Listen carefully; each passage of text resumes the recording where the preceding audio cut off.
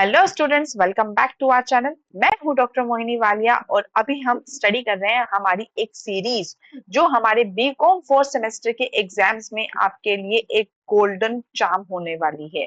ठीक है स्टूडेंट्स, ये जो हमारी सीरीज है ये सीसीएस यूनिवर्सिटी के एनईपी पैटर्न पर बेस्ड है, जिसमें हम इनकम टैक्स से रिलेटेड सभी क्वेश्चंस को इन डिटेल विद एक्सप्लेनेशन हम समझ रहे हैं कि एग्जाम में हमारे कैसे आपके एग्जाम्स में कैसे आपके क्वेश्चंस आ सकते हैं, प्रैक्टिकल क्वेश्चंस को हम कैसे एमसीक्यूज की फॉर्मेट में अटेम्प्ट कर सकते हैं। तो स्टूडेंट, अगर आप 11 अप्रैल का एग्जाम अटेम्प्ट करने के लिए जा रहे हैं तो प्लीज एग्जाम से पहले ये वाली सीरीज मिस मत कीजिएगा। ये जो आपका है ये कंप्लीट प्रैक्टिस सेट ओरिएंटेड रहेगा, ये कंप्लीट एग्जाम ओरिएंटेड है स्टूडेंट्स। और इस वीडियो में हम अपने एक्सपेक्टेड क्वेश्चन जो एग्जाम में आने के पूरे पूरे चांसेस होते हैं, हम उन कंसेप्ट पर फोकस रखते हैं और यहाँ पर हम अपनी इजी लैंग्वेज में इंपॉर्टेंट कंसेप्ट्स को स्टडी करते हैं। हमारे जो एमसीक्यूज जो इसमें आते रहेंगे, हम उसमें जो आपके कंसेप्ट यूज हुए हैं मैं आपको उनको इन डिटेल समझा रही हूँ स्टूडेंट्स। और ये साथ साथ ये भी समझ लीजिए कि ये आपका लास्ट मिनट रिविजन भी चल रहा है। तो ठीक है स्टूडेंट्स, और अगर मैं आपके साथ साथ इसके साथ साथ अगर मैं आपसे एक सवाल पूछूं कि क्या सेम कंसेप्ट से आप 3 अलग अलग तरीके के क्वेश्चन अगर आ जाएं तो क्या आप उनको अटेम्प्ट कर लोगे? नहीं ना। तो आज की वीडियो में हम सिर्फ एमसीक्यूज ही नहीं बल्कि ये भी सीखेंगे कि प्रैक्टिकल क्वेश्चंस को एमसीक्यू में कैसे कन्वर्ट किया जाता है। तो वीडियो को एंड तक जरूर देखिएगा और साथ साथ अपने आंसर्स जरूर चेक करते रहिएगा, क्योंकि लास्ट में आपको कमेंट करके जरूर बताना है कि आपके कितने आंसर्स सही निकले हैं। ठीक है, इससे आपको क्या पता चलेगा? इससे आपको पता चलेगा कि आपकी एक्यूरेसी कितनी हुई है। और आप अभी, जैसे हम आज हमारा 5th डे है और हम पार्ट 5 पर आज पहुंच चुके हैं, तो हमें ये पता चलेगा कि पार्ट 5 तक पहुंचने के बाद हमने अभी तक कितना कुछ सीखा है और कितना अभी हमारा सीखना बाकी है। तो चलिए स्टूडेंट्स, स्टार्ट करते हैं आज की क्लास। तो स्टूडेंट्स, आज की क्लास में आज का फर्स्ट क्वेश्चन क्या कहता है? Mister A owns a house property. Mister A हैं जिन्होंने एक हाउस प्रॉपर्टी ओन की हुई है, यानी कि किराए पे ले रखी है, जो भी हम कुछ कह सकते हैं। ओन्स का मतलब क्या है? किराए पे लिया हुआ है, इसको रेंट आउट किया हुआ है आपने। उसकी म्यूनिसिपल वैल्यू है 1 लाख, फेयर रेंट है 1,20,000, स्टैंडर्ड रेंट है 1,10,000, एक्चुअल रेंट है 1,30,000। अब यहाँ पे हमें उसकी ग्रोस एनुअल वैल्यू बतानी है। स्टूडेंट, बहुत ही सिंपल है, बहुत ही ज्यादा इजी है। चलिए इसको देखते हैं हम कैसे इसको अटेम्प्ट कर सकते हैं। यहाँ पर हम सबसे पहले म्यूनिसिपल वैल्यू और फेयर रेंट को लेकर चलेंगे। यहाँ पर हमें सबसे पहले क्या देखना होता है कि हमारा म्यूनिसिपल वैल्यू कितना था स्टूडेंट्स? 1 लाख। और फेयर रेंट आपका यहाँ पर कितना था? 1,20,000। तो स्टूडेंट, यहाँ पर अगर हम देखें, सबसे पहले हम यहाँ पर क्या करते हैं? विच एवर इज हायर देखते हैं, जो इन दोनों में से ज्यादा होता है। इन दोनों में अगर हम कंपेयर करें तो क्या ज्यादा है? 1,20,000। ठीक है, अब उसके बाद यहाँ पे कंपैरिजन किया जाएगा स्टैंडर्ड रेंट के बीच में। स्टैंडर्ड रेंट हमें क्वेश्चन में कितना दिया है स्टूडेंट? स्टैंडर्ड रेंट हमें यहाँ पर दे रखा है 1,10,000। तो यहाँ पे हम अपन कंपेयर करेंगे 1,10,000 के साथ। क्या आ जाएगा आपका फिर ये कंपैरिजन के बाद? Expected rent. यहाँ पर हम देखते हैं विच एवर इज लेस, जो इन दोनों में कम है वो क्या है? 1,10,000। तो ये आपका क्या निकल के आ गया? Expected rent. स्टूडेंट, अगर आप आपसे यहाँ से पूछा जाता कि आपका एक्सपेक्टेड रेंट क्या आया है, तो वैल्यू होती 1,10,000।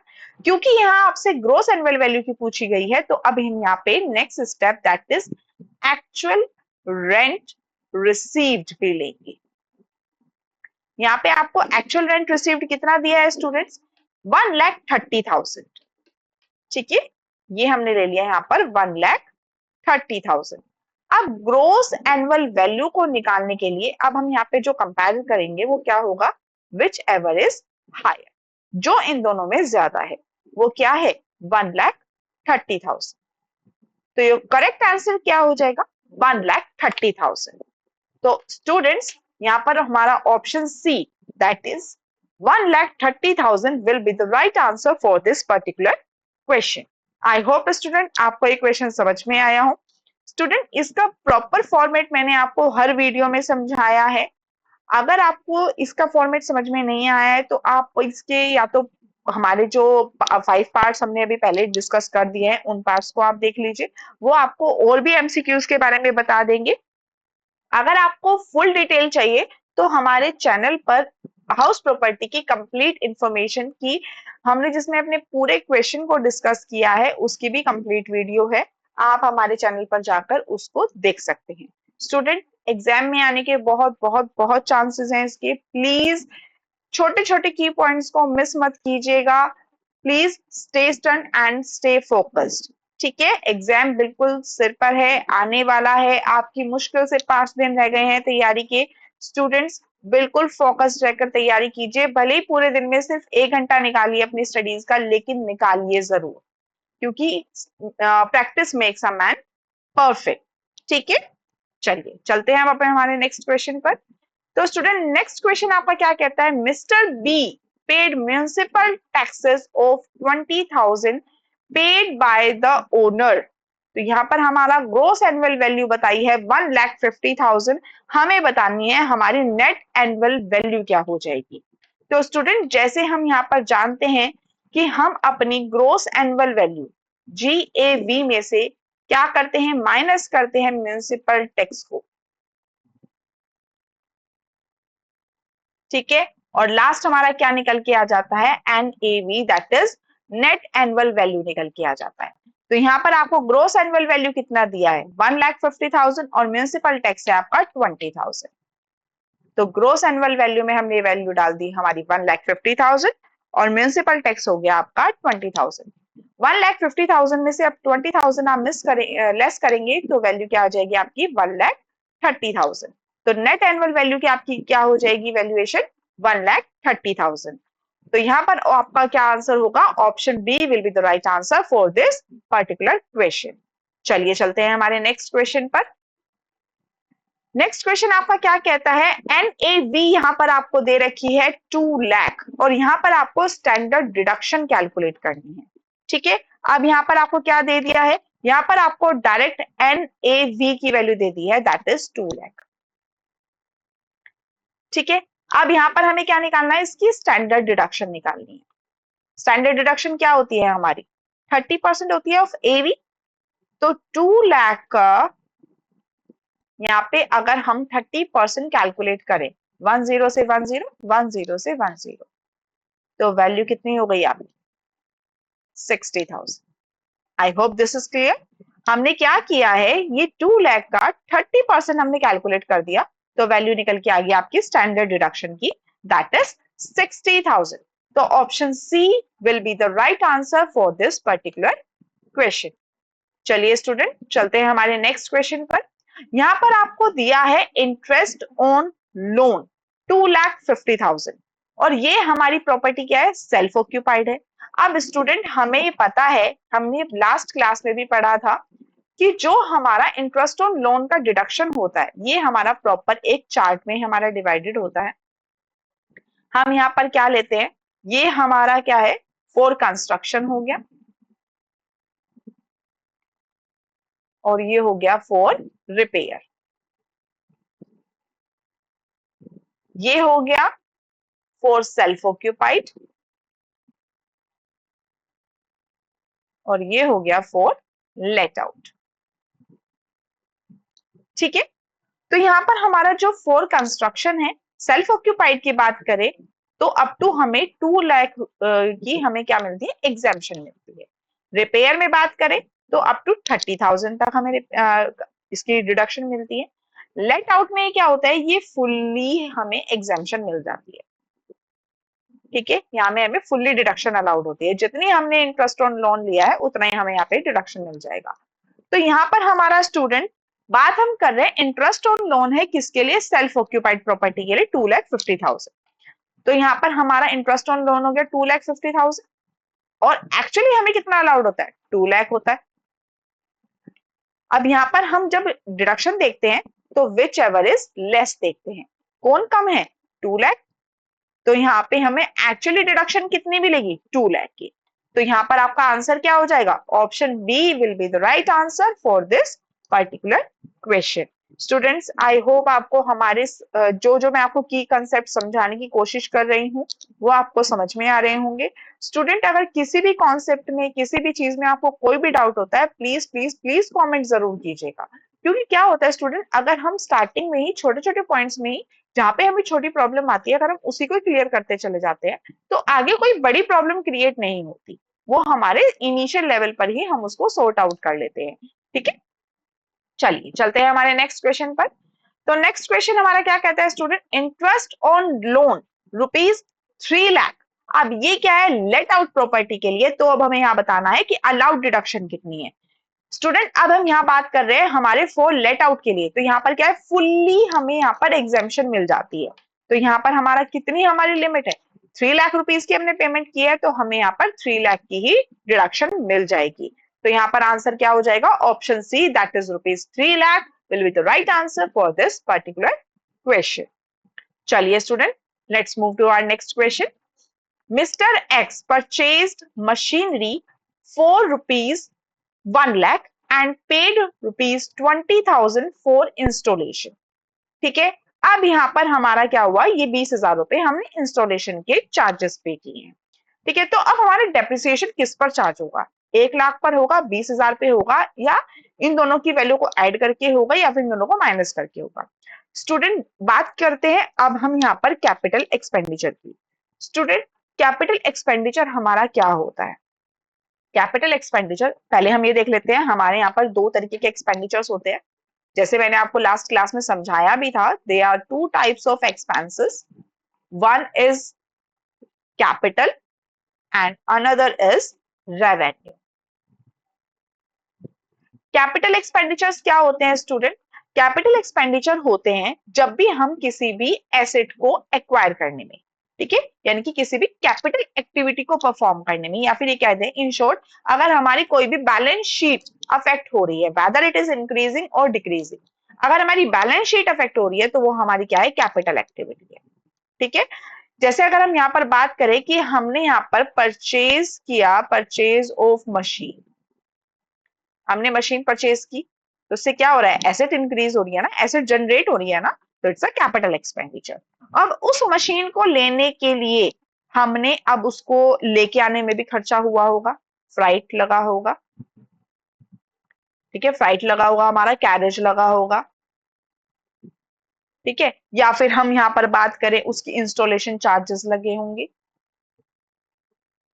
या फिर हम बात करें हमने कोई सेकेंड हैंड मशीन कोई खरीदी, अब उसकी रिपेयर हमने करवाई, ये वाला हो गया।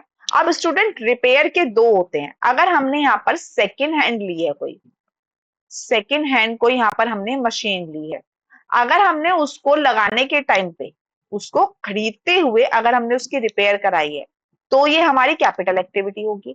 लेकिन इंस्टॉल हो चुका, इंस्टॉलेशन होने के 4-5 दिन के बाद हमने उसकी रिपेयर कराई, तो वो हमारी रेवेन्यू एक्टिविटी का पार्ट हो जाएगा। I hope you are getting my point. Student, repair बहुत बार बच्चों को कंफ्यूज करता है। अगर ये आफ्टर यूज है तो ये रेवेन्यू एक्टिविटी है, और अगर ये eight the time of installation है तो ये हमारी कैपिटल एक्टिविटी है।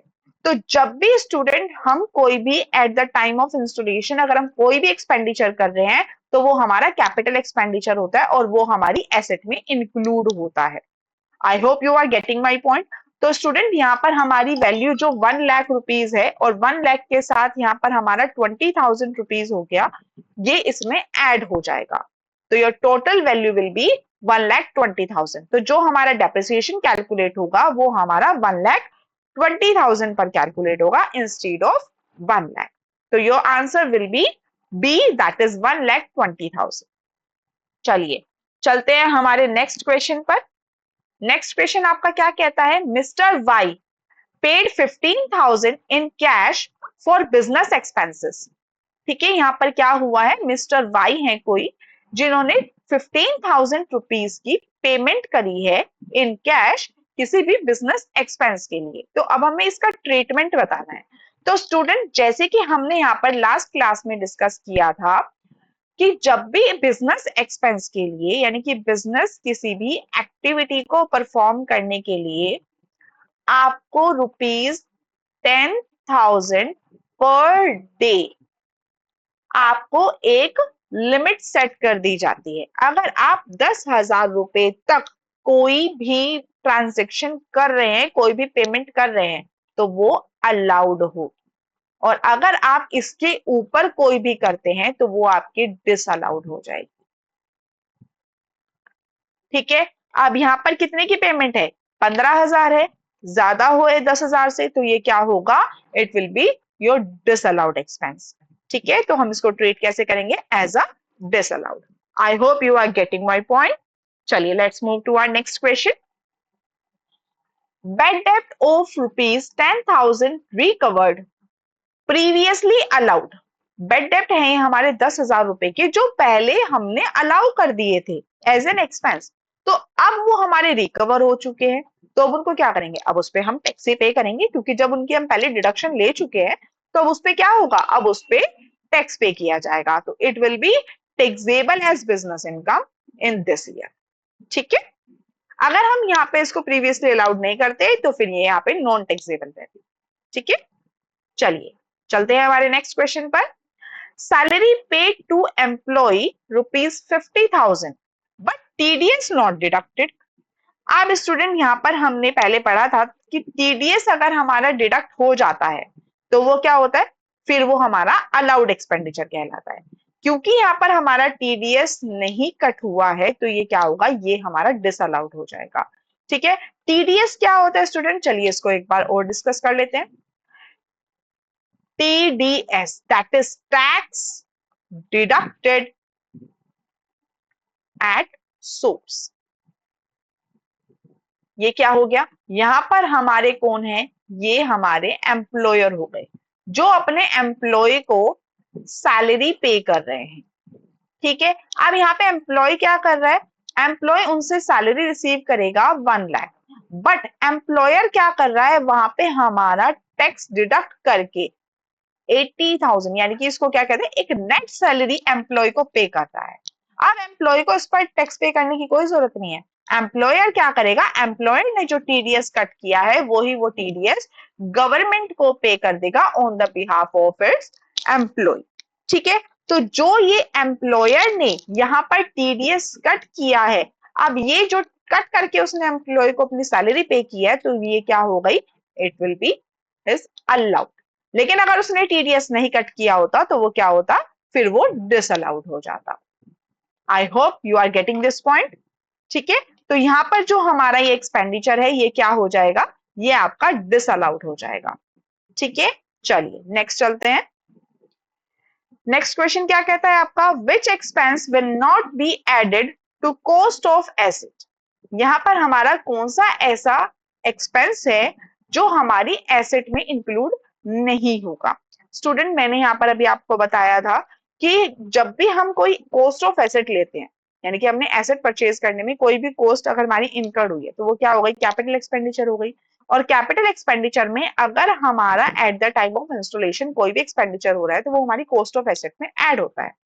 ठीक है, तो इंस्टॉलेशन चार्जेस भाई eight the time of installation हो गया, ऐड होगा। फ्राइट यानी कि लाने ले जाने का किराया, ऐड होगा। रिपेयर आफ्टर यूज, ये आफ्टर यूज हो गया, यानी कि क्या हो गया? ये आपकी रेवेन्यू एक्टिविटी हो गया, तो ये इंक्लूड नहीं होता है। Option C will be the right answer for this particular question. Import duty, import duty भी क्या होती है? इंपोर्ट ड्यूटी क्या होती है स्टूडेंट? इंपोर्ट ड्यूटी होती है जब भी हम कोई भी बाउंड्री को क्रॉस करके किसी भी एसेट को अगर हम अपने देश में अगर हम उसको लेकर आ रहे हैं तो हम उस पर एक इंपोर्ट ड्यूटी पे करते हैं टू द कस्टम। ठीक है, लाने ले जाने का एक क्या करते हैं? बाउंड्री क्रॉस करने के लिए हम उस पर एक टैक्स पे करते हैं। ठीक है, तो वो हमारा इंपोर्ट ड्यूटी कहलाता है। ठीक है, तो ये भी हमारी at the time of installation ही इंक्लूड किया जाता है और इसको भी हम कॉस्ट ऑफ एसेट में ऐड करते हैं। ठीक है, तो यहाँ पर आपका option C will be the right answer. चलिए चलते हैं हमारे नेक्स्ट क्वेश्चन पर। नेक्स्ट क्वेश्चन क्या कहता है स्टूडेंट्स? यहाँ पे हम बात कर रहे हैं वैकेंसी लॉस की। वैकेंसी लॉस क्या होते हैं स्टूडेंट? अगर किसी भी कारणवश आपने अपना जो प्रॉपर्टी थी वो आपने रेंट पर चढ़ाई थी, लेकिन किसी भी कारणवश आपको उसका रेंट नहीं रिसीव हो पाया, यानी कि वो खाली हो गया। अब खाली होने में तो आपकी कोई गलती नहीं है, अगर कोई किराएदार है आपका घर खाली करके चला गया और किसी कारणवश आपका वो उस टाइम पीरियड पे आपका घर किराए पर चढ़ता भी नहीं, तो वो क्या हो जाएगा, वो आपका वैकेंसी लॉस हो जाएगा। ठीक है, और इस केस में हम क्या करते हैं, अब वो जो रेंट हमारा एक्चुअली जो रेंट हमें रिसीव हुआ है वो हमारे एक्सपेक्टेड रेंट से कम हो गया है। इसको अगर हम यहाँ पर देखें, यहाँ पर हम क्या करते हैं, हमारे एक्सपेक्टेड रेंट में से कंपेयर करते हैं ना, ये देखिए expected rent actual rent received में हम यहाँ पे कंपेयर करते हैं विच एवर इज हाई। ठीक है, अब यहाँ पर हम सपोज करते हैं कि 1,20,000 का तो आपका एक्सपेक्टेड रेंट था, एक्चुअल रेंट आपको रिसीव होना था 1,20,000 पर एनम, लेकिन आपको पता चला कि वो किसी कारणवश 3 मंथ से क्या हुआ, वेकेंट हो गया। तो यहाँ पे आपको कितने मंथ के लिए वो रिसीव हो रहा है, 9 मंथ के लिए रिसीव हो रहा है। तो यहाँ पे आपको कितना एक्चुअल रेंट रिसीव हुआ होगा, 90,000। तो एक्चुअल रेंट रिसीव यहाँ पे हो गया 90,000। तो यहाँ पे आपका ग्रोस एनुअल वैल्यू कितना आएगा, अगर हम नॉर्मल कैलकुलेशन के अकॉर्डिंग देखें तो 1,20,000 आना चाहिए। बट क्योंकि हमारा वैकेंसी लॉस है यहाँ पर, तो इसलिए यहाँ पर हम अपना जीएवी कितना लेंगे, 90,000 लेंगे। ये हमारा वैकेंट लॉस कहलाता है, वैकेंसी लॉस कहलाता है। तो यहाँ पर क्या हो जाएगा, rent is less than expected due to vacancy. ठीक है, तो option B will be the right answer. चलिए चलते हैं हमारे नेक्स्ट क्वेश्चन पर। Unrealised rent is allowed. Unrealised rent हमारा कब होता है, कब इसको हम अलाउड मानते हैं, जब ये हमारी रूल 4 की कंडीशन को सेटिस्फाइड करता है। और रूल 4 की जो कंडीशंस होती है वो क्या होती है, वो हमारी लीगल स्टेप्स होते हैं। ठीक है, तो यहाँ पे क्या हो जाएगा, legal steps taken, if legal steps taken then unrealised rent is allowed. अगर हमने कोई भी लीगल स्टेप लिया है तो ही हम अपने अनरियलाइज्ड रेंट को अलाउड कर सकते हैं। तो option B will be the right answer.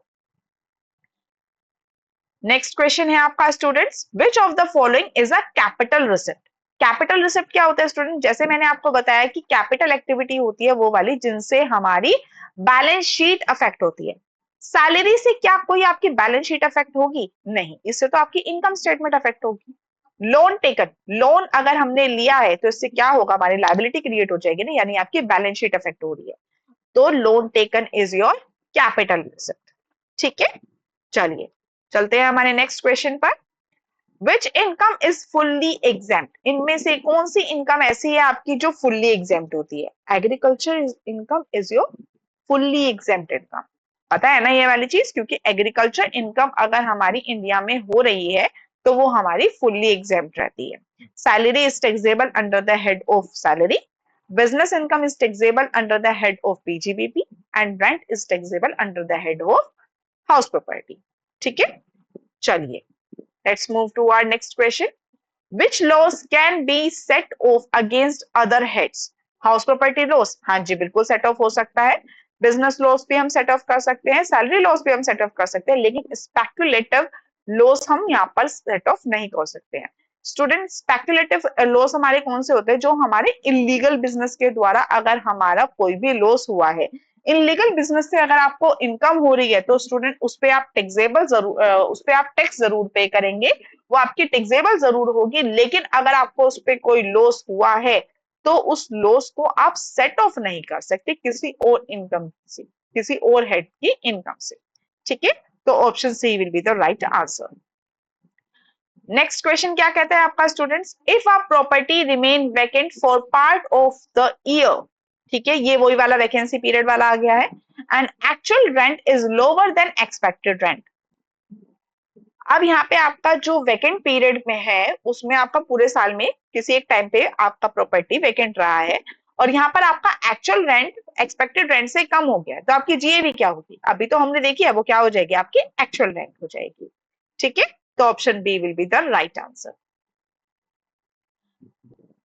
Next question क्या कहता है student, municipal taxes are allowed as deduction only if accrued, no, paid during the year. Municipal tax paid by the owner, यानी कि अगर आपने during the year income tax municipal tax pay किया है और पे भी सिर्फ और सिर्फ ओनर को ही करना है, टीनेंट का यहाँ पर पेड किया हुआ अलाउड डिडक्शन में नहीं मिलता है। ठीक है, चलिए नेक्स्ट क्वेश्चन कहता है आपका students, question number 18, which of the following is not a condition for unrealised rent. Unrealised rent की इसमें कौन सी कंडीशन नहीं है? टेनेंट हैज वेकेटेड, बिल्कुल भाई, अगर किराएदार आपको घर खाली करके चला गया तो वो तो अनरियलाइज्ड रेंट की कंडीशन हो गई ना। हाँ जी, ये हो गई। लीगल स्टेप टेकन, ये भी हो गया। Tenant is not traceable, tenant भाग गया कहीं, बिना बताए कहीं चला गया, तो ये भी आपकी कंडीशन हो गई, भाई किराया तो उसने दिया ही नहीं ना। Tenant is employ of owner, ये नहीं होगा। क्यों? क्योंकि अगर हमारा जो किराएदार है अगर वो हमारा एम्प्लॉय है तो वो क्या हो गया, वो आपका रेंट फ्री हाउस के अंडर आ जाएगा। ठीक है, वो आपके सैलरी के अंडर जाएगा या फिर हाउस रेंट अलाउंस के अंडर जाएगा, यहाँ पर वो टैक्सेबल नहीं होगा। तो अनरियलाइज्ड रेंट की आपकी ये कंडीशन नहीं होती है, तो option C will be the right answer. Next question क्या कहता है आपका student, interest for pre period interest is allowed from date of loan, date of construction, date of completion और डेट ऑफ बोरोइंग। तो स्टूडेंट यहां पर हम क्या लेते हैं, यहां पर हम लेते हैं आपका ईयर ऑफ कंप्लीशन। जब भी हम प्री पीरियड इंटरेस्ट लेते हैं तो वहां पे हमारा स्टार्ट किया जाता है डेट ऑफ लोन से, और कंप्लीशन पे आके हमारा प्री पीरियड इंटरेस्ट कैलकुलेशन जो हम होती है, हमारी टाइम पीरियड जो होती है वो कंप्लीट होती है। लेकिन जब हम उसका ड्यूरेशन देखते हैं कि हमारा प्री पीरियड इंटरेस्ट कब से अलाउड होना स्टार्ट होगा, तो वो हमारा होता है ईयर ऑफ कंप्लीशन से स्टार्ट होता है, और 5 इक्वल इंस्टॉलमेंट्स तक वो हमारा वहां पर जाता है। ठीक है स्टूडेंट्स, चलिए चलते हैं हमारे आज के लास्ट क्वेश्चन पर। लास्ट क्वेश्चन आज का हमारा क्या कहता है, विच of the following is not deductible under section 24।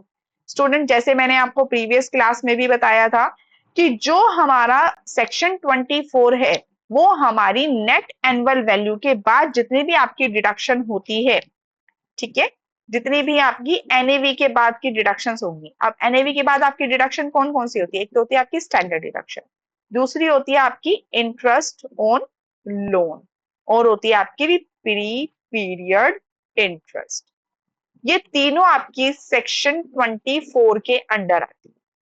ठीक है, इसको याद कर लीजिएगा स्टूडेंट, ये समझ लीजिए कि इसका एक क्वेश्चन तो आपको वहां मिलेगा ही मिलेगा।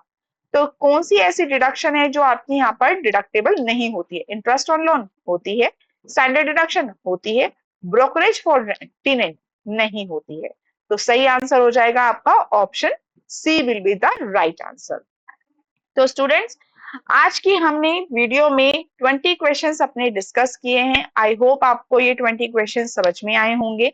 अगर आपको किसी भी कॉन्सेप्ट में, किसी भी टॉपिक में आपको कोई भी डाउट लगा हो तो प्लीज हमें कमेंट जरूर कीजिए, और साथ साथ आपके जो राइट आंसर्स रहे हैं, आउट ऑफ 20 आपने कितना स्कोर किया है आज की वीडियो में, वो भी हमें जरूर बताइएगा, क्योंकि एमसीक्यूज रटने से नहीं, कंसेप्ट समझने से क्लियर होते हैं स्टूडेंट्स। ठीक है स्टूडेंट्स, तो पार्ट 6 में हम और भी ट्रिकी और प्रैक्टिकल क्वेश्चंस यहाँ पर डिस्कस करेंगे जो एग्जाम में आपको अच्छा स्कोर करने में हेल्प करेंगे। तो स्टूडेंट्स चैनल को सब्सक्राइब जरूर कीजिए और नेक्स्ट पार्ट मिस मत करना। It will be very helpful for your exams. Thank you.